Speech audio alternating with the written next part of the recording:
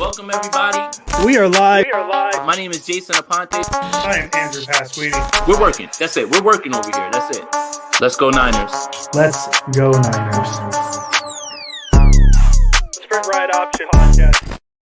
Hello. We are live. It is a new Sprint Ride Option Podcast. I am Andrew Pasquini. Jason Aponte to my right. This is extra hard because I'm looking at my camera, but Jason's here. So my eyes are going to be in different places this whole episode. And I apologize. I'm talking to you guys, even though it might not look like I'm talking to you guys, but we are live. Jason Aponte, how are you doing on this lovely, it's Monday. It's Monday, November 22nd. Nothing happens on November 23rd. It's a very boring day. So I just want to know how you're doing on today. I actually was about to say that we are about less than 3 hours, or is it 3 hours? I'm bad at math. 3 hours and a half away from the birthday of a legend. Who's that? And for Miley you Cyrus? to say, for you to say the 23rd is a boring day, I don't agree with that because it is your birthday. Yes. In a short while. I understand that you live in a completely different time zone and world where things move at a different speed.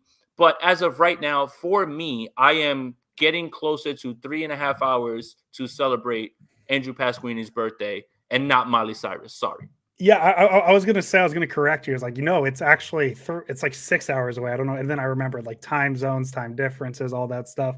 Sin, how you doing? Thank you very much. We love you here at the Sprint Ride Option Podcast. Jesse is here. Analytics department's in here. I missed the analytic departments on Friday. We recorded a little early on Friday.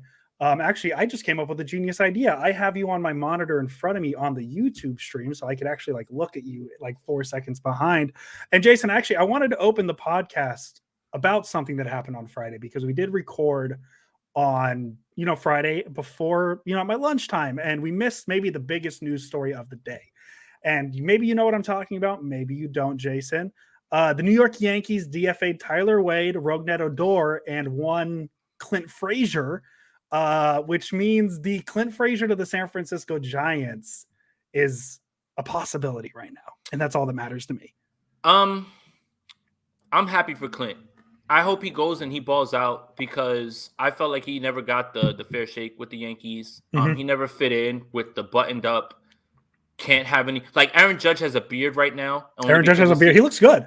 He looks amazing, actually. Like, he looks amazing. And for you to walk up to Aaron Judge when he walks into that building and say, you need to shave that, shame on you, Yankees. And I'm also ashamed to be a fan of your team. But I hope Clint Frazier goes somewhere else and destroys baseballs. And I hope that the Yankees eat a bunch of crow because I felt like he was never given a fair shake.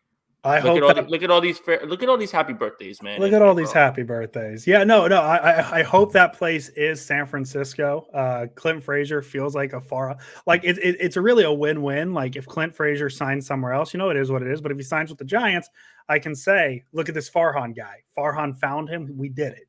And so I'm very excited. So we'll see where Clint Frazier goes. He's somebody I've liked, even if he doesn't go to the Giants. Excited to see because he was drafted by the formerly Guardians. Indians, now Guardians. We got to be correct on that, just like the Washington football team. So I'm excited to see where Clint Frazier goes. I saw Tyler Wade got traded to the Angels today. Look, it's just pouring in, bro. Look at this. Terrell Owens says happy birthday. That's cool. So we'll see. We'll see what the Yankees do. They're obviously opening up 40-man roster spots. I saw Corey Seager. I saw Marcus Semien. So the Yankees are in on some people, so that's exciting. Corey Seager is going to be the starting shortstop because Carlos Correa said some stuff about somebody that you can't say anything bad about. Some factually correct stuff. So. Yeah, well, you know what's factually correct? You'll never have as many hits as Derek Jeter. That's also factually correct. I let go of that hope when I was like 18. Yeah, I mean, not you. I mean, Carlos Correa will never have. Carlos Correa. I thought you were saying me. Not you. No, Carlos Correa will never have as many hits as Derek Jeter, so he can go away, and he'll never have as many World Series rings, no matter how many garbage cans get banged on. That's fair. That's also. I mean, well, if he does go to the Yankees, though, that'd be you'd hope he wins as many World Series, right?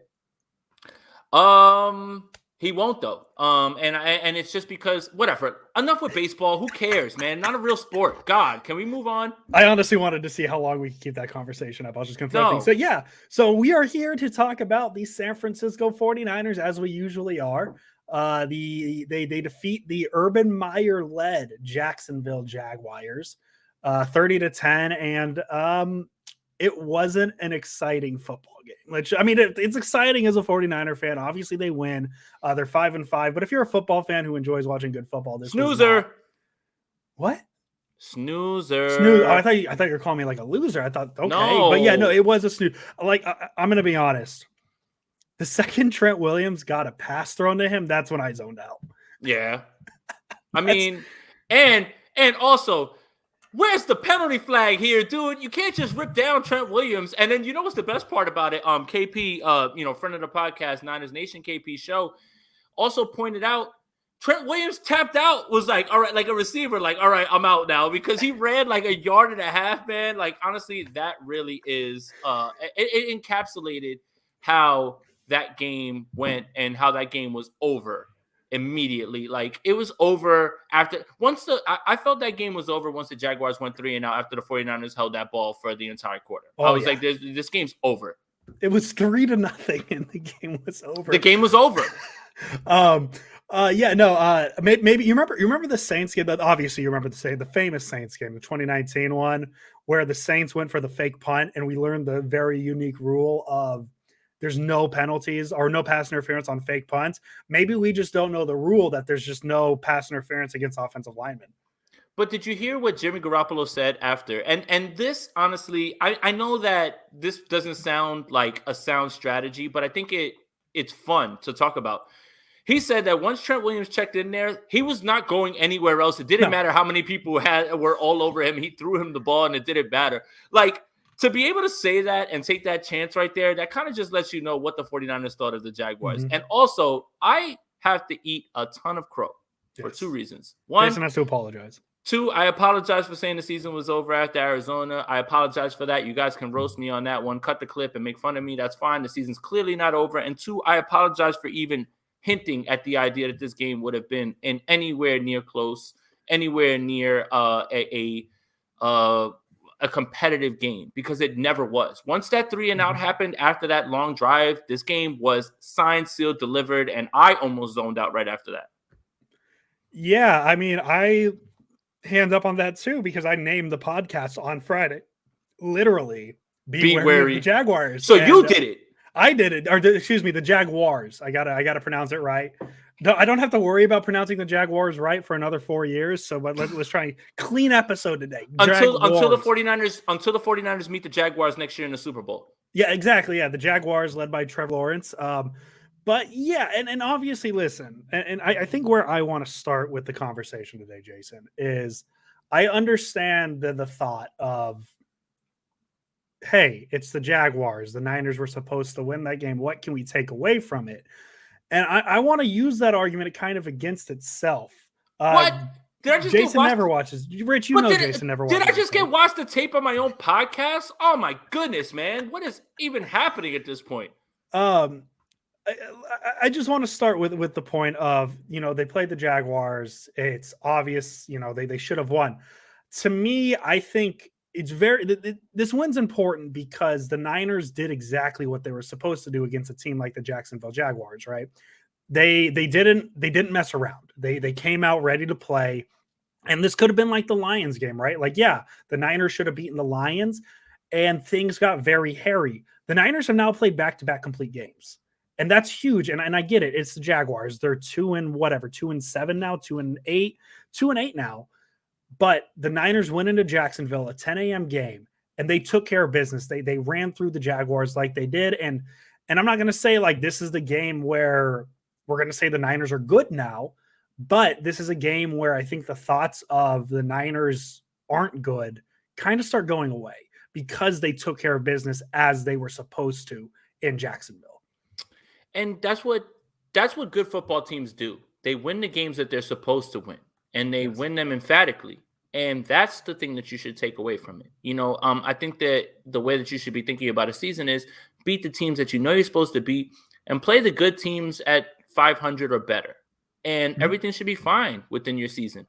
And right now, the 49ers are in a groove. Jimmy Garoppolo's in a groove. Kyle Shanahan's in a groove. This team is moving in the right direction. And the 49ers, they needed another win like that. They didn't need a nail biter, anything like that. So, I mean, beating a really good team like the Rams and then following it up with a similar performance against an inferior team, because let's just put it out there, they are. It's a good sign. It is. And now next week we're going to go into it. Is next week's a test. Next week is a test because it's a team that not only is in front of you in this playoff race, but it's a team that matches up very well against you. And please do not, I mean, I don't want to get into the Vikings breakdown or anything like that, but now I'm going to let you know real quick. Please do not get that 2019 Vikings team confused with this team right now, because obviously this 2 different seasons, but it's good to be rolling in this direction when after this Vikings game, the schedule kind of clears up. And I know I preach, do not look ahead, anything like that. But when you watch other teams perform, Falcons, Titans, a few other teams that are down the line, I know the Titans have won a bunch of games. They just got waxed by the Texans. And the 49ers have the Texans coming up as well. So things start to look a little bit different when you start to find an identity. And sometimes it takes a little bit longer for things to click. And right now it's 2 games, and, you win a game on Sunday, you win another game on Sunday, and then you win a 3rd game on Sunday. That's called a winning streak. It has happened before. Yeah, and you look at the Niners schedule, and obviously we're not going to look too far ahead, but after Minnesota, you got this, bum last place team. You got to go up there and play Seattle. You got the Bengals, you got the Falcons, and you got the Titans, and those are, you could say the Titans, but the Titans just lost to the Texans, so you can make the argument that the Titans also lost to the Jets as well. Thank you, Keith, for that point too. It's you look at those are 4 winnable games, so maybe they roll in and they go, let's say 4-1 the next 5 weeks. Now we're talking about a 9-6 team, and who knows where Arizona's going to be? Who knows where the Rams are going to be? Who knows where all these teams are going to be? So yeah, this is a very good time. I guess the term would be the Niners are peaking at a very good time right now, and maybe it's a little early if you want to talk Super Bowl contenders. But I don't think the Niners were ever Super Bowl contenders. So if you want to talk about a team that's trying to go to the playoffs, and then who knows what happens in the playoffs, because the playoff is a crapshoot, this is a team that's peaking at the right time. Get into the dance. That's it. That's all you can ask for. That's it. There are no Super Bowl contenders right now. I mean, the Bucs lost to Washington football team, and this season has been insane. And that's the thing. And that's what I've always kind of preached is like, stop talking about Super Bowl. Just talk about getting into the dance. And then from there, take your chances, because who knows how you match up at that point? Who knows what a Packers matchup will look like if you're in there later on? Who knows what it would be like if you played the Bucs, because clearly the Bucs are still in the hierarchy of the NFC, but they aren't the team that peaked at the right time last year, because there was a short while in 2020 where the Bucs didn't exactly look like the class of the NFC, but they clicked it together at the right time. Also, it helps to have, the GOAT, who is like on TV right now, goating. I don't think he's missed a pass yet. But at the same time, it's all about who's hot, and teams who have snuck into the playoffs have done damage, and that's it. It's really just about getting into the dance, and that's it. Yeah, and that's what it is. And now, because the Niners, they have won 3 of 4, that's something I wanted to make sure I said. Oh, can I bring this up? Go ahead. Gustavo makes a good point. McGlinchey has been missed. I know that's a sarcastic comment, but Jalen Moore got benched for Tom Compton. So McGlinchey's not missed? Talk to me, because McGlinchey will never be benched for Jalen Moore or Tom Compton. No. Talk to me. Yeah, no. Because I watched the tape. Rich Madrid, I hope you're still in here. I watched the tape. Jalen Moore missed on a bunch of stunts and allowed sacks and didn't know where he was on protection. But hey, anybody's better than McGlinchey, right? Just plug and play him, right? Like, just bring him in and he'll plug and play. Mike McGlinchey's missed. You know why? He never misses games. Now, Jalen Moore got benched for Tom Compton in this game. But hey, it's cool to run with narratives. That's cool. We love narratives. We love narratives. I love the narratives that have no basis in actual like scheme or like what's going on though. Like, that's real good. I like that. Gustavo, right? You're right though. Right tackle wins are the most important stat in football. But yeah, so the game starts a little ominous. Trenton Cannon, he tries to catch the kickoff. He drops it. And he gets stopped at the 10-yard line. And that ended up being a very good thing for the 49ers because they opened the game with a 20-play, 87-yard drive, ends in a field goal. And as Jason said, I hated it. You hated what? The field goal attempt. Yep, that's the point I was making. I know some people are questioning Kyle Shanahan's aggressiveness at the end of the first half. I want to talk about the field goal just for a second. How do you not just go for it there? I mean, if you can't get 1 yard, Jimmy Garoppolo. Look, Jimmy Garoppolo was great, and he's been playing great this entire time. He's executing the offense. He missed Jeff Wilson. There was no pressure in his face. I watched the play 12 different times from both angles on the all-22. The man had a clean pocket. The throw was there. Just make the throw. Just lob it. Just lob it up there, and it's a touchdown. And then we're not talking about anything. No. But, I hated the idea of it. Now, look, let me play devil's advocate on my own point here. It would be harsh to have the ball for that long and walk away with no points. Mm-hmm. But what you're telling me is you don't believe your team can get 1 yard on a gas defense. And that's what I took away from it. Now, look, that is completely inconsequential. The 49ers won by 20 points. But we're talking about our thought process as the game is happening. We're not talking about in hindsight. I didn't like that. I didn't like that at all. Like, you have to literally punch that in, and you have to finish that drive with a touchdown.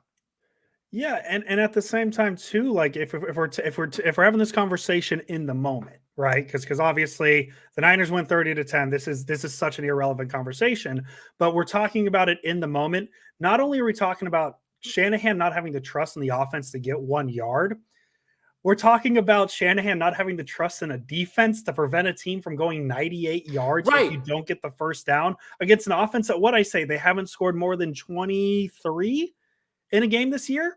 So it's things like that are weird and I don't understand. But as I said, it's a moot point at this point because the Niners win by 3 scores. But it was interesting. I guess we'll leave it at that. And Matthew makes a good point here. Tom Compton messes up all the time, but won't bench him. A rook messes up and he benches them. I hate that double standard BS. It's not only him, Josh Norman. I mean, hey, he punched out the ball. That's all he seems to be good at doing on the field. Fumbles. Yeah, but that's fine. But 12 blown coverages, for 5 forced fumbles, 12 blown coverages, 12 blown assignments every game, of leaving guys wide open. And anybody who wants to talk about it, I got film examples for you. But yeah, he never gets yelled at. Never. Yeah, Rich said you don't watch the film. Oh, he was just being silly. Okay, because I did watch the film, and that's why I had I had my strong. Jaguars aren't as bad. They beat the Bills, who the Bills just got waxed by the Colts. The Jaguars played the Colts close. So, yeah. This one's a good one, too. Embry Thomas looks like discount Brian Allen out there. I try to tell everybody, listen, you want to get him reps and you think that that's going to be better, that's cool. But I don't like what I saw. I don't like what's on his film. I didn't like what I saw in training camp, and there's a reason for that. So, and Gustavo, you make a good point here. Kyle is too scared to tell Norman anything, but he'll make Brandon Ayuk run harder in practice. Hey, Brandon Ayuk had a very good game yesterday, too. He sure did. Let's talk about the other receiver. Remember when we talked about 1,000 yards? Damn it. And we're like, at the end of the first quarter. But at the same time, though, I think, Jason, because we talked about Deebo Samuel on Friday and we want him in the MVP conversation, I think he had a game that helps that case because he proved he is an offensive weapon. Okay, we talk about the 1 reception for 15 yards, 2 targets, whatever. So how does he make that up? 8 carries, 79 yards, and a touchdown. Deebo Samuel is an offensive weapon, and people might be looking at me and saying, oh, if we're talking about Deebo Samuel as an MVP, what about Cooper Kupp? Because Cooper Kupp has more receiving yards, all that fun stuff. Cooper Kupp isn't used how Deebo Samuel's used. So I think if anything, like this is a case of why Deebo Samuel deserves an MVP conversation, talk, because he's non-existent in the passing game, so he makes an impact in the running game. So this Deebo Samuel is not a normal receiver, dude. I think at this point we need to just put him on the roster as an offensive weapon. All right, here we go. Just some Deebo Samuel stats that support exactly what Andrew was saying. NFL all-purpose yards leaders, number 1, Jonathan Taylor with 1,444. Deebo Samuel is number 2 with 1,206. Yards per touch leaders, Deebo Samuel is number 1 with 15.3. Justin Jefferson is number 2 with 14.5. Cooper Kupp is 13.2 at number 4. So in terms of that, that's exactly what we're talking about. And I understand the MVP award is a quarterback award. And for all the people who are Captain Obvious to me on Twitter, when I said Deebo Samuel needs to be discussed, well, he'll never win. I never said win. Discussed. And you know why? Discussed means who's most valuable to your team and where would this team be without Deebo Samuel? All that talk about Trey Sermon and everything as well, right? We knew for a fact that it wouldn't just be Trey Sermon right off the bat. It was Deebo Samuel. The leading rusher in this game was Deebo Samuel. It's how Kyle views him and how he's being used as an offensive weapon and how valuable he is to this team, why he needs to be in that discussion. If you took Cooper Kupp away from this offense, no disrespect to Cooper Kupp, we're talking about the Rams. If you took Cooper Kupp away from that offense, they would still be functional. They have a good quarterback. You know, they can get the ball to Odell Beckham. They have ways that they can get the ball out. But if Deebo Samuel's not there, I don't feel that this offense would be operating at its functionality, especially when we're talking about these last 2 weeks. Yeah, no, and that's very fair. I mean, Deebo Samuel is, I mean, at this point, he is the offense, right? Like he's the guy the offense runs through. He's what we thought he can be. I mean, honestly, he's better than what we thought he could be. You know, there was questions during the offseason, you know, when there's no conversation to be had. You know, there's conversation of like, is he a guy that they're going to pick the 5th-year option up for and things like that? And I think this is the season he's really proving it. And so it's Deebo Samuel, man. The Niners team is nowhere near 5-5 without Deebo Samuel, and that should go into the case of MVP. And you know, as we said, we do not think he's going to win MVP. It's a very quarterback centric award, and that's okay because the quarterback is the most important position in the NFL. It is what it is. But let's just get him in the conversation. That's all we want. Yeah, and the other thing is he wasn't an MVP candidate when his team was 2-5. No. Right? Like that's another thing. It's like you can't make an MVP candidate be at 2-5, but now at 5-5, you know, or 2-4, whenever it was, you know, at 5-5 and operating with a chance to make the playoffs, now is when you can bring him into the discussion. Again, nothing against Cooper Kupp, but if you took him away from that Rams team, how many losses would they have that are like? I don't think that it's any way like changing their outcome. Maybe they'll have one more loss, but Matthew Stafford with Robert Woods before Odell Beckham got there, they were humming, you know, and I just don't think that it's the same thing. In my opinion. One more thing I wanted to touch on because there was a lot of discourse on 49ers Twitter about it. The idea of who is going to be the starting safety. Andrew, do you want to elaborate a little bit more about that? Because we had some strong opinions about it on our last show. Yeah, I mean, Jaquaski Tartt's pretty good. You know, it's listen, I understand the idea. I get why people like Talanoa Hufanga. I understand it. The dude plays hard and he hustles and all that fun stuff. My comparison to it is this is not high school. This is not like, I get why people like that and want him to play because of how hard he plays. But this is the National Football League, man. Like in high school, being the first to practice and the last to leave means something. Being the guy who sprints hard and is in, you know, things like that, that's going to get you attention. But this is the NFL. And if you have a better player than the guy who sprints hard, I guess the reverse would be the last to show up to practice, first to leave. If he's a talented player, he's going to play 10 out of 10 times over the guy who is the first to leave or first to be there and last to leave. So like, I get the love of Hufanga, but Jaquaski Tartt is just better. And that's just what it is. And Jason, I know you have some numbers, so let's hear it. I do. So, I mean, again, for all the talk about playing time and who was going to be the person who, you know, we're not giving the job back, Jaquaski Tartt played 40 defensive snaps, 2 on special teams. Talanoa Hufanga played 16 defensive snaps and 15 on special teams. And many of those snaps that he got on the defensive side of the ball were with Jaquaski Tartt on the field. There is no way that this team, and I don't care what Kyle Shanahan says, is going to replace Jaquaski Tartt at this point, especially now that this team is in playoff spot. Listen, I get it. all those things that Andrew talked about. Everybody likes it. He's gonna eventually be the starter. I'm of the opinion that Tart's not gonna be here next year. Someone else is gonna pay him, and good for him, because I believe that he is one of the most underrated 49ers. Friend of the pod, we all know that. But at the same time, right now, if this team is in a playoff position, there is no way that you can start Hufanga over him because of the flexibility that both of those guys give you. Yeah. And at the same time, the only penalty that was in this game was on Tart at the end of the game. But at the same time, no big plays over his head. That's why you guys don't really get the whole, well, what does he do? You never hear his name called. You never hear Jimmy Ward's name called because they just do their job. And realistically, that's all the 49ers need at this point, and they are as solid as it comes. Yeah, and like, this is nothing against Talanoa Hufanga. I think he plays his role very well. As the hybrid safety, you could have him drop down, play linebacker a little bit, things like that. That's very cool. But if we're talking about strictly the safety position, Jaquaski Tart starts every time. And that's just I whatever. If you guys want to complain about the lack of interceptions, things like that, you can, but that's just looking at the box score. That's just looking at the box score and saying, oh, Tart and Ward, no interceptions again. The box score doesn't tell you things like the coverage. Wait, is Pasquini hitting us with watch the tape? Maybe a little bit, things like that. But like the Niners don't give up a ton of big plays. And what's that reason? You got two very good safeties back there. And yes, they don't get the interceptions. Whatever, it is what it is.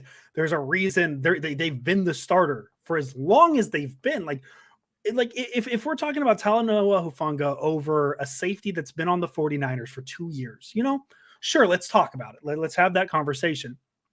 Jimmy Ward and Jaquaski Tart, there is a reason. There is a reason they have been the starting safety duo when healthy for 7 years now? Yeah. Longest tenure 49ers? Whatever it may be. So like, listen, I get the Hufanga love because I like Hufanga too. I like him. It's just he doesn't belong in the conversation with Jaquaski Tart, and he doesn't belong in the conversation. He's not even in the conversation with Jimmy Ward because he, whatever, not the same position. But he just doesn't belong in that conversation yet. I think where Talanoa Hufanga, the conversation he belongs in is the Talanoa Hufanga conversation. He just belongs. He is himself, and obviously Kyle Shanahan likes what he's doing because he's still getting snaps. It's not like he didn't play. It's little things like that. So. Yeah, and the thing is, you have to play him closer to the line because you don't want to expose him to deep coverages, anything like that. And that's where Tart can do everything. He's done it all. You've watched him play at the line, blitz, be closer to the line of scrimmage, play last man on the backside. That's the part that Hufanga has to grow into, and he has to learn that. So that's the part that, look, I get the excitement, and nobody's trying to, douse your excitement and throw water on it. Not at all. But at the same time, he's going to have his shot. It's clear that he's going to be the starting guy going forward next season. But as of right now, this team is in a playoff spot. You need to have solid players. Rookie development is out the window. And that's going to tie into something else that we're going to talk about that has been discussed a bunch with, why the hell aren't you developing this guy and this guy? Well, this is a playoff team right now. You think this is the time for development at this point? So, but hey, one more thing I wanted to bring up. George Kittle. Imagine throwing the ball to him in the red zone. Good things happen. Yeah. And let me elaborate on those good things. George Kittle's numbers in the red zone in 2021, 3 targets, 3 completions, 15 yards, 3 touchdowns. I am no football savant or analytics genius, but that seems efficient. That seems good. George Kittle, for the first time in his career, scores a touchdown in 3 consecutive games. Something about that feels right, Andrew. And call me crazy, but it might be cool to get him the ball in the end zone or in the red zone closer like that. Yeah, man. Like, listen, there's a reason why people talk about him being the best tight end in the NFL when he's on and healthy. Because, Travis Kelce, he's probably the better receiver and all that stuff. And obviously this argument's not going to work in this conversation just because we're talking about getting him the ball. But like the run blocking ability and the pass blocking ability, I think when, George Kittle was breaking tight end records is what made him better than Travis Kelce. And they kind of stopped giving him the ball.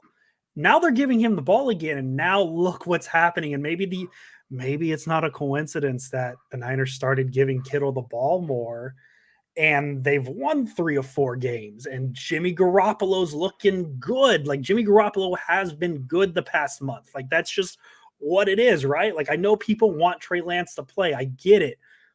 Jimmy Garoppolo has been good the past month. There's no other way to put it. So yeah, like maybe part of the reason why Jimmy Garoppolo has been playing so well is because George Kittle's been more involved in the pass offense and things like that. So, and I think another part of it is them relying on the run. Kyle Shanahan has gone back to running the ball a ton, and it's amazing to see. I mean, we have another, they don't have it 18 plus 10. That's 29. 29 plus 8 is 37. 40 run attempts, and three, 2 of which were kneels for Lance. But they pretty much had a 2-to-1 ratio again on the run to pass. So I didn't mean to take this conversation from Kittle to Garoppolo, but Kittle being used more probably has a direct, correlation to Garoppolo playing better, and Garoppolo's been good. So it's a good transition though, because that's the next person we should probably talk about. Mhm. I'm kind of over the whole, man, Trey Lance has to play. Like, you need to bench it. How can you, like, literally watch what Jimmy Garoppolo has been doing, operating this offense the last 4 games, including the game that was a loss against Arizona, where I don't feel that he was the problem. No. How can you literally watch what he's been doing, operating this offense at the efficient level that he's been? Yeah, whatever. Oh, he's only throwing the ball 5 yards. The 49ers are winning games. As long as the 49ers win games, Trey Lance is not going to see the field. Yep. And I don't understand the thought process behind benching Jimmy Garoppolo just for the sake of getting Trey Lance reps right now when this team is winning games. Yeah. Look, it's fair to say right now on the 22nd, hey, maybe this team isn't going to win a Super Bowl, something like that. Okay, fine. You could probably say that. Yeah. Right now, this team's rolling. And and whatever warts the team has, they're not necessarily Jimmy Garoppolo at this point. And there was a stat floating around about when Jimmy turns the ball around over, bro. One of those interceptions was when the game was well in hand. And look, I'm not a Jimmy guy, and I've implored this team at a certain time, especially after the first Arizona start for Trey Lance, to just turn it over to Trey and just roll with it. But right now, how can you say that? How can you literally look in the camera or tweet out, what are you doing? What, like, at this point, this team is rolling right now, with a chance to continue rolling, and Jimmy Garoppolo's playing fine. Yes. Good. I might even say great in certain stretches. Mm-hmm. I just don't get it. I don't get that portion of it. And you're just gonna have to wait. You're just gonna have to wait. That's it. Like, look, the one thing Kyle Shanahan has been completely upfront about and has backed it up with his actions is that Jimmy's our starter every single day, and that's it. And you're just gonna have to deal with it. Yelling into the void and tweeting about it, nobody cares. He doesn't care. That's the problem. And the team's winning. He doesn't care. Yeah, he doesn't. Care. No, he doesn't. I'm like, I'm laughing because I'm picturing things. But yeah, no, you're absolutely right. And like, as I said last week, man, I will never understand the hate for the way Jimmy Garoppolo is used and the short passes and all that stuff, because we love our Yak brothers. And part of the Yak brothers is it's not them going over the top and getting the yak as Jimmy Garoppolo drops a 50-yard bomb. Jason, big man touchdown. Sorry. Big man touchdown. Okay. I was hoping maybe the Giants signed somebody again and you were reacting like they got Castellanos or something. But like it's not like they're called the Yak brothers because Jimmy Garoppolo's throwing 50-yard bombs into their hands and they're running 30 yards to get an 80-yard touchdown. It's more Kyle Shanahan, and it goes into the in a genius of what Kyle Shanahan is he knows what he has in Jimmy Garoppolo. He designs plays to get his receivers in space to create that Yak brother thing.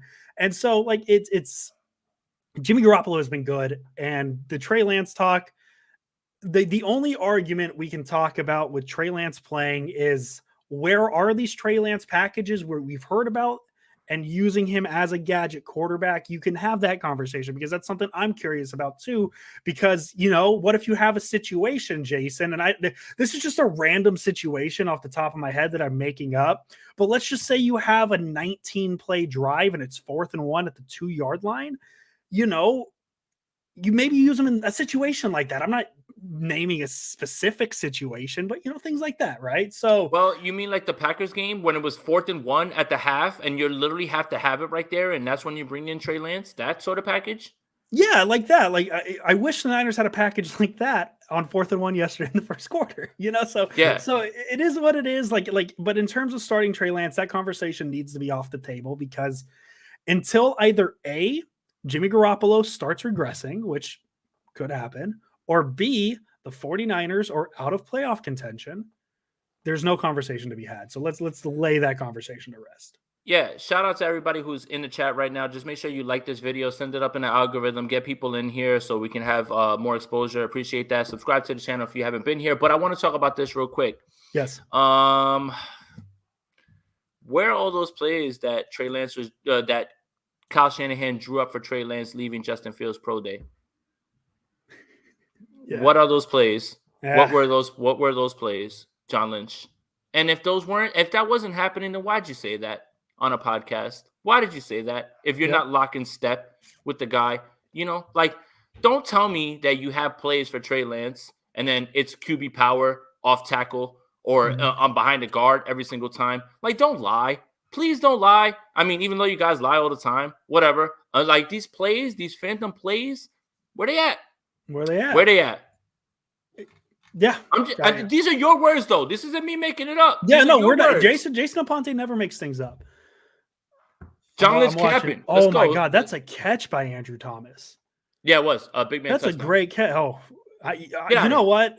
I think we need to have a conversation. Do the Niners need to trade Trent Williams for Andrew Thomas? Because Andrew Thomas might make that catch yesterday. No. Here. Let's talk about the defense. Let's talk about the defense. What do you want to say? Nick Bosa is really good at football, guys. Yeah, we've gone too long without mentioning Nick Bosa. I mean, 14 tackles for loss, 15 tackles for loss, whatever it is, just tied his career high off of an ACL injury. My goodness, man. He's literally him and the unsung hero with this pass rush, Arden Key. Arden Key has been low-key solid and getting more pressures than Eric Armstead at this point. Now, I know everybody's going to take that and say, oh, my God, they're paying Eric Armstead so much money and blah, blah, blah, blah, blah. Look, just take it as the 49ers are deep as we thought they were and the defensive line. And, it's coming to fruition a little bit. But Nick Bosa is really good at football. And when I watch the All-22, he looks so fast that it looks like the lineman has no idea what to do when he's that quick on him. And he just imagine what he's going to be next season when he's fully recovered from the ACL injury. And that's a scary thought right now. The only person I feel like that is ahead of him as an edge rusher at this point is Myles Garrett, because Myles Garrett's an absolute freak. But Nick Bosa, week after week, continues to push himself and say, hey, me too, every single week, man.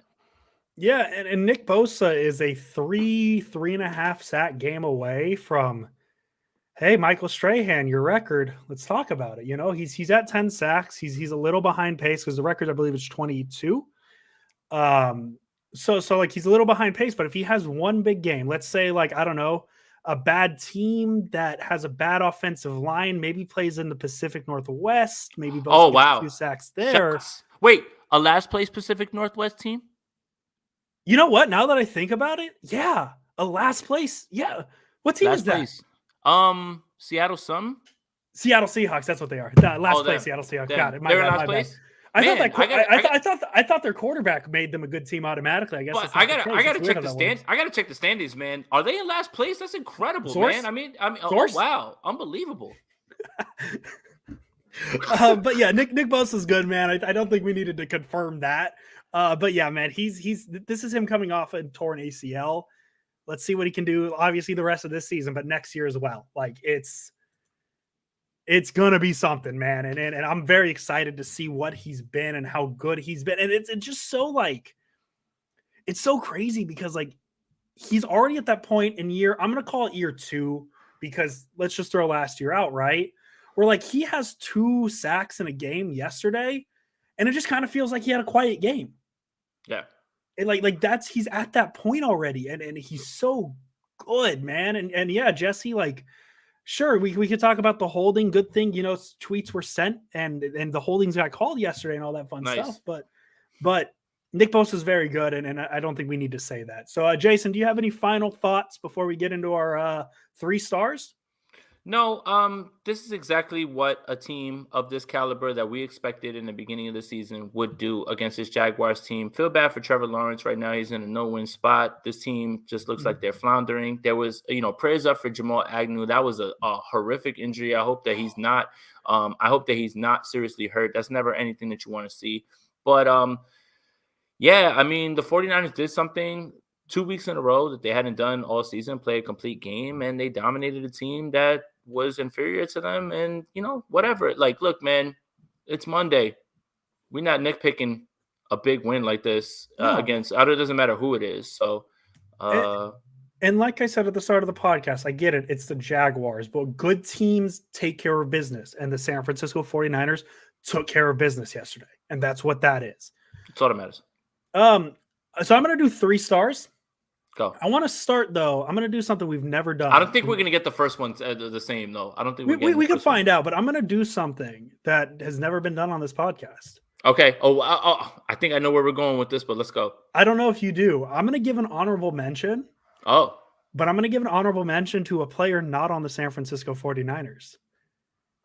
Okay. Rayshawn Jenkins gets my honorable mention for 3 stars. He gets called. So the drive, the Niners' first third down of the game. Nobody blocks Josh Allen. Josh Allen has a free run at Jimmy Garoppolo and sacks him in 2 seconds. Rayshawn Jenkins gets called for holding, which extends the drive. The 49ers go down and kick the field goal. Then in the second quarter, the Niners have a 3rd and 2. The Niners lose a yard. After the play, Rayshawn Jenkins rips off Jawan Jennings' helmet and then threw what I thought was a punch, but he slapped him. Yep. Gives the Niners a first down, and he gets ejected from the game. He extended 2 scoring drives after 3rd downs for the San Francisco 49ers. So I want to give Rayshawn Jenkins some credit for helping the Niners win yesterday. I think he deserves some mention. And let me spin that into a 49ers positive. Jawan Jennings is getting himself on the field because of his run blocking. And you know how much Kyle Shanahan loves that. And I think that that's kind of missed it with Kendrick Bourne, and that's why he was constantly on the field. But Jawan Jennings, I don't think when Mohamed Sanu, whenever it is that he comes back, is getting his job back. This is it. And there's that picture of him being, tangled up with Jenkins, but him smiling from ear to ear. Jawan Jennings is a dog. That's a giant man right there. And he definitely wasn't worried at all. And that was a love tap at this point, like to the side of his head. Like he didn't really care. But at the same time, Jawan Jennings, let me spin this into a positive. Jawan Jennings is somebody who's going to be seeing the field a lot more in 3 receiver sets because of the way that he blocks. And that's a bit of a find right there, especially considering where he was last year, not being on the team, anything like that. And that's a good thing. So that's my honorable mention. If I could take your honorable mention and push it the other way. Perfect. Yeah. And actually, huge shout out to Jenkins, too, because pulling the helmet off and then punching, very smart on his part, because I've never understood why people punch helmets. I've never understood it. It's dumb. Right. Okay. 3rd star. As I said before, I like to give my 3rd star to just a player who doesn't get a lot of attention, even though we've already talked about him. I'm going to give it to Arden Key. Arden Key, 3 consecutive weeks with a sack. He had 3 sacks entering the season. He had 3 sacks entering the season in his career. He now has 3 sacks in 3 games. So I want to make sure we've already talked about him, but I want to give Arden Key some love, man. He's been very good the past 3 weeks for this team. And quite frankly, this was a team that needed help in the pass rush. The pass rush was struggling at the start of the season, or early part of the season, and now it's really starting to click. Players are starting to contribute more. So I want to give Arden Key 3rd star. I like it. I'm going to give somebody who is never talked about ever on this team, ever. Laken Tomlinson is our 3rd star. And here's why. He's 0 pressures, and he never gets talked about. He never has an issue, anything like that. You never hear a problem about Laken Tomlinson. He has been incredible. Hasn't missed a game, anything like that. Never gives up pressures. Again, a flawless game, and I wanted to highlight that. Now, how much of that has to do with the fact that you have the best left tackle in the world playing next to you? Whatever. Make that distinction. That's fine for you. But Laken Tomlinson is incredible, man, and I'm tired of people not discussing him, because when you watch it, whoever's lined up in front of him, he never misses his assignment. He understands the stunts. He understands the protection. Laken Tomlinson is my third star, and you need to put some respect on this man's name, man, please. Well, it's almost like football's a team sport, and getting a guy to help Laken Tomlinson, like Trent Williams, that's why you get a guy like Trent Williams. Last year, we saw some issues between the communication, right, between Tomlinson and Williams, and sometimes created issues. But this year, none of those issues are there. Like, and great claps for Jason. Everybody clap in the chat for Jason. Great call there. I'm gonna go Nick Bosa, second star. Nice. 2 sacks. He's Nick Bosa, man. Like, what more can we say about him? He's probably the best player on the Niners. I know some people like Trent Williams there. Nick Bosa's good, man. So do I need to say more? No, you don't. My second star, Brandon Ayuk. Hello, buddy. And this is the way that I misthought this game out. I believe that this was going to be a run game. I understand that, completely, but I didn't realize, and I should have probably thought this out of my mind better, that it was going to be more of Deebo Samuel running the ball and Brandon Ayuk being the person who runs more routes. Mm-hmm. Brandon Ayuk was incredible this week, and this is like 3 straight games of being the guy that we thought we would be getting week 1. Brandon Ayuk, again, made tough contested catches, Yak Bros, touchdown in the end zone. Ayuk is a baller, man. And this is like a team that's ascending. Everything is coming together right now, and there's a bunch of things that are working together at the same time. And Brandon Ayuk right now is balling. I am so happy that you're back, buddy. That's my number 2 star. My number 1 star. And I'm only doing this to fluff him up a little bit because it's an all-important stat. The Sprint Right Option podcast number 1 star of the game. It's huge in MVP conversations. Ooh. I'm gonna go offensive weapon Deebo Samuel. Oh, wow, we should have just did 3-2-1. Did we do 3-2-1 again? Yeah. All right, everybody, forget what I just said. Jason Aponte, number 1 star. 3-2-1. Deebo Samuel. Yeah, and you might look at his numbers, and I said it earlier, 1 reception, 15 yards, not fantastic. He's still short of 1,000 yards. What a horrible season he's having. He's not at 1,000 yards yet. What are we even doing here? But he shows his importance by being the best damn running back on the field yesterday. But that's what it is. Like, I love Jeff Wilson. Jeff Wilson, 19 carries, 50 yards, not his best game. Deebo Samuel was the best running back on the field between both teams. 8 carries, 79 yards, 1 touchdown.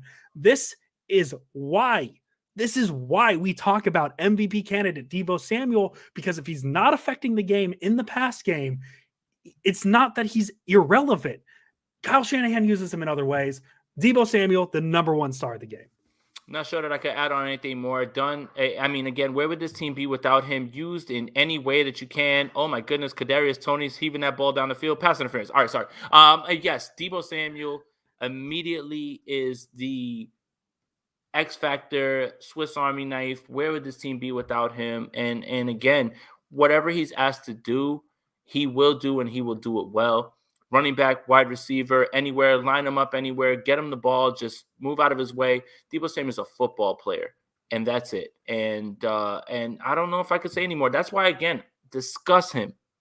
Discuss him as the MVP. Just discuss him. Now, we're going to get close to the part where he's ahead of Cooper Kupp, in my opinion. The only thing that's holding him back as Offensive Player of the Year is the fact that Jonathan Taylor is running like a madman right now. And that's what we get for talking good about Jonathan Taylor. It's Jonathan Taylor podcast now. 5 touchdowns. I mean, and 1,444 all-purpose yards. And the kid is 22 years old. Goodness gracious, man. Like, I would not be upset if at the end of the year they said Jonathan Taylor is your Offensive Player of the Year. But I feel like Deebo Samuel has jumped over Cooper Kupp for many of the reasons that I said before. If you took Deebo Samuel away from this team, I don't know where they would be. If you took Cooper Kupp away, they might have 1 more loss, and that would be it. But, right now I think that Jonathan Taylor is kind of ahead of him right now, Offensive Player of the Year. But Deebo Samuel needs to be talked in that same way. Before we go, Jesse, I need you to crunch the numbers for us. You're the number guy. I need to know what the record is when the Niners score more points than the other team. So, Jesse, if you can get that to us within the next 3 minutes, it'd be fantastic. Advanced analytics. We need advanced analytics. We don't have the Jesse Rodriguez PFF. We don't have we don't subscribe, but he's got his own PFF going. So we'll let him crunch the numbers. But yeah, man. I guess just to peek in, give Jesse some time to look for that stat. as close to a playoff game as you can have in week 12. Oh yeah.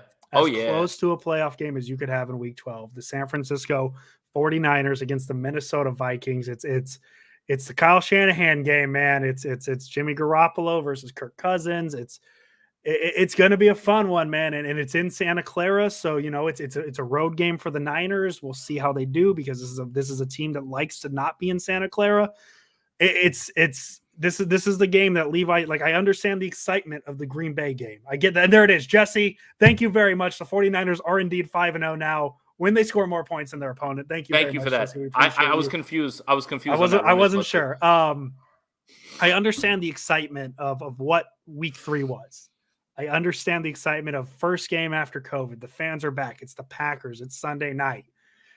But Levi's needs to be lit, and I'm just going alliteration there. I don't say lit as much anymore because I'm not a cool kid. I'm almost 29, so I feel like almost 28 is when I said lit. 29 is when you use adult words. 2 hours and 40 minutes. Levi's needs to be rocking, man. This needs to be treat this game like a playoff game on Sunday because this is what it is.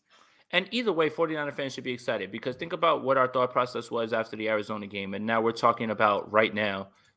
In November, meaningful November football into December, meaningful football, man. I mean, that's it. That's all you could really ask for, man. And no matter what you have to say about, your concerns, anything like that, nobody could have seen this coming, especially after Colt McCoy, whipped the 49ers. But hey, Colt McCoy owns the Seattle Seahawks also as well. Had to get that last shot in there. That's 2 times in a row that Colt McCoy has gone into that building and whipped them. Fans or no fans, Colt McCoy owns you, pal. So I will say, hey, enjoy this game. It's going to be an important game. It is going to be as close to a playoff game as it can be in November. But, one thing I want to say before we go, because I know we're getting to the end, is for everybody who supports this podcast, tunes in every single week, comments, likes, subscribes, listens on the audio, enjoy the time with your family this Thanksgiving, and hold people close because there's been a long time where we haven't been able to be around family for obviously COVID reasons, things like that. Just enjoy the time, enjoy football, but enjoy the time with your family. And I hope that you guys have a blast on Thursday, and I hope that you guys get a chance to eat some great food and just enjoy your family time. Yeah, man, enjoy your family time. Hey, live your Thanksgiving like Don Burr is going to live it. He's going to get to watch his Lions beat Andy Dalton and the Bears on Thursday, and he's going to have a great day with his family. Oh, is it too early to call Lions over the Bears? I mean, would you put that money down on that game? I'm not even going to watch that game. What? I'm not going to wake up at 9:30 my time to watch the Lions. If Justin Fields was in the game, sure, why not? I am not waking up at night. Well, I'm probably going to be awake by 9:30, but I'm not going to go out of my way to watch Andy Dalton against whoever the Lions are starting at quarterback. Tim Boyle. Look, the best part about Thanksgiving is waking up at whatever time, watching, having a beer, having a drink, whatever, sitting there waiting for food to get done. And I don't care. It could be Pop Warner football. I'm going to be watching that game. And the Lions, that's a Thanksgiving tradition. I think that NFL Communications sent out the stats since like 19 whatever. I think they've been on like every single Thanksgiving ever. So like, yes, we have to watch the stinky Cowboys and the Lions and all, but that's a tradition right there. Yeah, obviously I'm joking. Thanksgiving to me, man, it's football and food and family, and that's just what it is. The 3 Fs. Nice. FFF, things like that. So yeah, no, just to reiterate what Jason said, man, you guys enjoy a great Thanksgiving. Be with your family. Go have fun. Be safe, all that fun stuff, man. I'm going to be in Santa Rosa, so the background you see today will not be the background on Friday when we broadcast our Vikings preview. I'll be in Santa Rosa with my family, things like that, and obviously, Sin's favorite starting quarterback in the league will be starting. She loves Andy Dalton so much, and you're going to get a chance to watch greatness on national television. Sin, I hope you enjoy it. And yeah, like I guess with Thanksgiving, being thankful for things. I'm thankful for obviously Jason Aponte. This past year and a half, this podcast has grown. And obviously I joke about how important Jason is and how people are here for Jason Aponte, but without Jason Aponte, this podcast isn't where it is. Things like that. But also I want to appreciate everybody who's in the comments, everybody who watches this podcast, everybody who listens to this podcast, because I know there's people out there who don't get a chance to watch us and listen to us after. Without you guys, man, none of this is possible. I mean, we do this for you. Jason and I, we try and have fun. We do our best to have fun. We try and keep it loose. We try to have a podcast where we have fun talking about football. And that's why we never take things too seriously. Unless you get spicy Jason Aponte, you know, we need that every so often. But man, what a wild ride it's been, man. It's been fun. And so, yeah, I guess long story short, very thankful that Jason Aponte DM'd me one day on Twitter. So I did not. You DM me, and that's how it all started. But I'm thankful for you, buddy. This podcast doesn't go without you, so I don't want to hear it. And also, one thing that I don't want to hear anymore about, and I think that our listeners don't want to hear about, is about Tyler Wade being designated for assignment or anything that is going on with the New York Yankees, because nobody on this podcast really cares, aside from one or two East Coasters who actually listen to us. Hey, I care about the Yankees. You do not. I changed my phone background to Aaron Judge with a beard. That's how much I like it. I mean, that beard looks amazing. But he looks good with a beard, man. Hey. He does. Jason Aponte, as always. Let's go Niners and enjoy your Thanksgiving, guys. Let's go Niners. Enjoy your Thanksgiving. And the San Francisco 49ers are going to go to the playoffs. You heard it here first. Welcome, everybody. Let's go Niners. Welcome, everybody. We are live. My name is Jason Aponte. I am Andrew Pasquini. We're working. That's it. We're working over here. That's it. Let's go Niners. Let's go Niners.